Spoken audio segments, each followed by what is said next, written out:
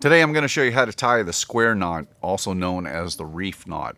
And the way we do this is it's two overhand knots that are tied in opposite directions. So what we're going to do is we're going to take our right rope and we're going to cross it over the left rope, and then we're going to twist them around, pull it through.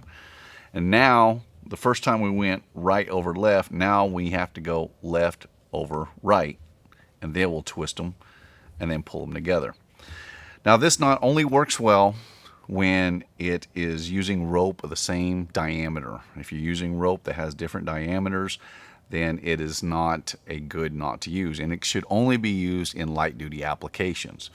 The reason that this is not a good binding knot is that if you for any reason were to grab the tail end of this, you can actually spill this knot, and so it will come apart really easily. Now if you're pulling from the two ends of the rope, it will hold fairly securely.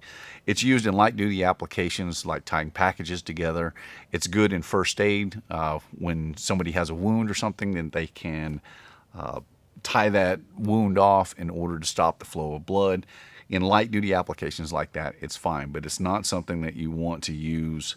It's not one of those knots that you want to use in order to tie two lines together or for any kind of critical application. So again, it's right over left, twist, and then left over right, twist, and that is the square knot. If you were to go the other way, if we go right over left first, then pull them, and then we went right over left again, what you would end up with is what's called the granny knot.